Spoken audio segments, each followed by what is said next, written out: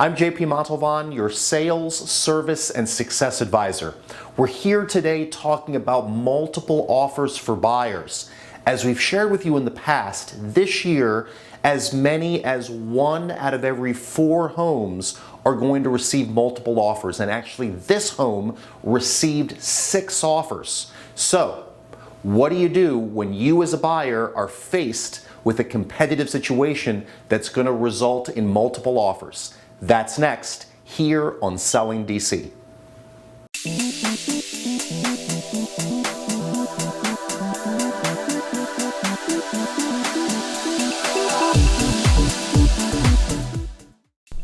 Vanessa and Mike approached us 3 years ago about buying a new home. Now, while that wasn't the right time, they reached back out to us last fall and we said, great, let's go. Now, we knew it was a competitive market, a more competitive market than it was 3 years ago. So this is their story, and hopefully their story will share more about how you can win in a competitive market.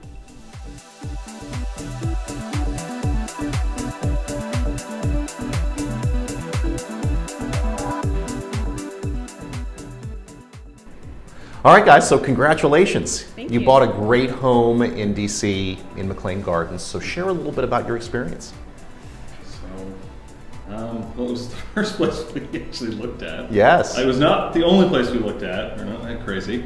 But we came back to it because we really loved it. And Sure. You did a really good job of helping us negotiate the price because you were just one stop above the other guys. You weren't like a million stops, just One stop, yes, that's right. Actually. Yeah, let's talk about that for a sec. So we had an offer that we prepped, and in doing the valuation report for the home, we knew that there were going to be multiple offers, and we knew that the price was below where value was, right, where market price was. So there were 6 offers, and in terms of coming up with that top number, we hit the number right on the head, right?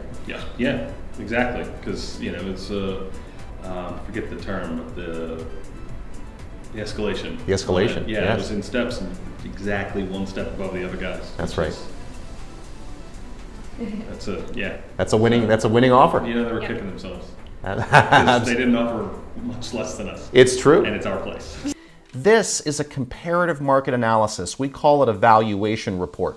It starts with the home that we're looking at, and then it compares that home to sold listings, usually 3 to 5 listings we call comparable sales. Homes with similar features, similar sizes, and we analyze the features of these homes compared to the subject home as well as price per square foot. This allows us to advise you on where you should price your offer. To win in a multiple offer situation, you may include an escalation clause. This is paperwork that shows your cap and factor, what your high price will be, and how much you will beat another offer by. This allows you to be most competitive in a competitive market.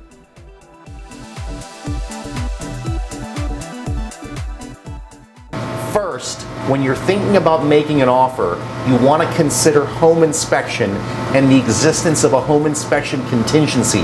Now, there are great strategies for dealing with that, especially when you notice in your tour of a home that there are items that need to be addressed. In this home, we did notice that the HVAC unit was an older unit. You can hear it. It's in the background, right? You can hear it. We need to address it. It's something that we want a professional home inspector to take a look at and give us an opinion on what needs to be done.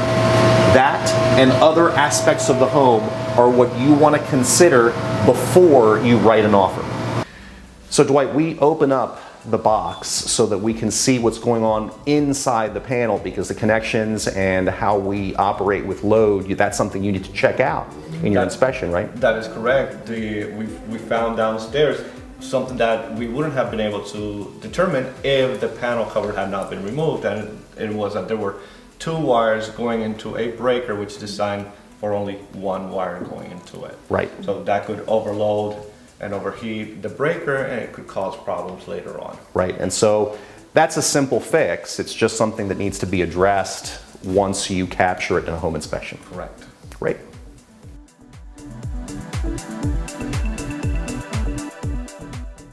Second is financing. It's going to take a lot of these to buy a home these days. So what do? On the front end, you should be pre-approved. That means talking to a great lender, usually a local lender, who can help take you through the pre-approval process. It's not enough to just be pre-qualified online through a mortgage calculator or using an online bank. That lender is going to ask for tax returns, bank statements, pay stubs to make sure you're fully qualified, fully approved once you start your home buying process, your shopping, so that you know with confidence that you can buy a home. Then there's a financing contingency or no financing contingency. Now, that's a decision between you and your lender, based on your individual situation and all of the paperwork that you've provided.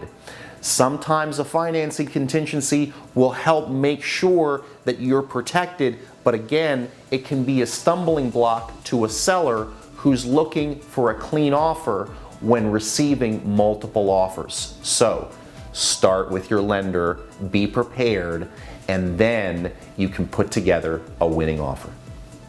This is a great lender letter. This letter shows that credit, income, assets, and liability information has been provided and reviewed. This gives confidence to a listing agent and sellers.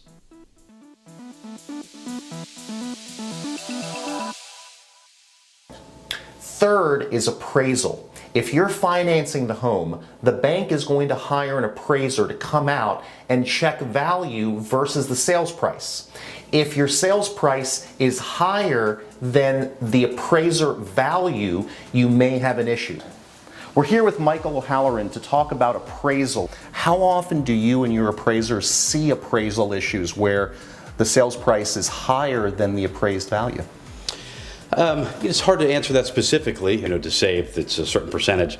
That I don't know, but I will say that an appraisal, the value that you see on appraisal is the most probable sale price. Gotcha. So that doesn't always mean, is it possible that a property could escalate $50,000, $100,000 over list price? It's possible. Sure. And it happens. Yes. But is that the most probable sale price? And so that's the definition that we work with. So let's say it sells for $700,000, it escalated up to $700,000 and the appraiser comes in at $675,000. That's its anticipated, market value. Could it be worth $700,000? Well, clearly, there was a seller and a buyer that came to terms, but that doesn't always mean it's market value. They're setting, because an appraisal is dealing with the past. Comparable sales, right? Historical sales. That have closed. Yes. We can use under contract and listings to influence us, but lenders in the appraisal process do require that we put the weight of the value, the final value conclusion on settled comparable sales. Makes so sense. That's where sometimes you'll see a difference. I like to say that some buyers, are mavericks. They're Yes. setting new thresholds that will probably be met with the next sale of the property that comes on the market. So, Sure. You may be paying more for a property than what it appraised for, but that doesn't always mean that you're paying more than what the house is worth at that particular moment. Right, because ultimately, when you buy a home like this home, it becomes its own comparable, right? Yes, yeah. So because it's established a new price for the neighborhood, so when you go to appraise another home in the neighborhood, you're going to take this home into account. Yeah, if it's an arm's length transaction sale, 100% that will be the next set of comparables. Great, excellent. Thank you, Michael. My Appreciate pleasure. your help. My pleasure, thank you.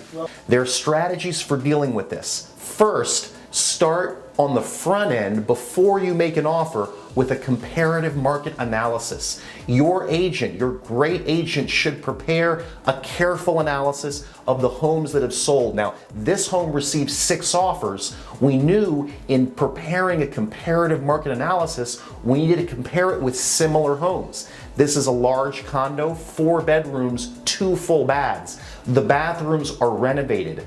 The size is large. We needed to compare it with homes that were similar in bedrooms, size, bathrooms, and renovation quality. Second, After you've done your comparative market analysis, what does that price range look like? And where might you run into risk when it comes to an appraiser appraising the home? Third, you make your offer. That offer could have a sales price. It might have an escalation price that allows you to go above your original offer. How does that relate to possible appraisal value now that you have your comparative market analysis? Now, that's a lot of numbers we just threw out at you. Make sure you've got a great agent who's taking you through all the values.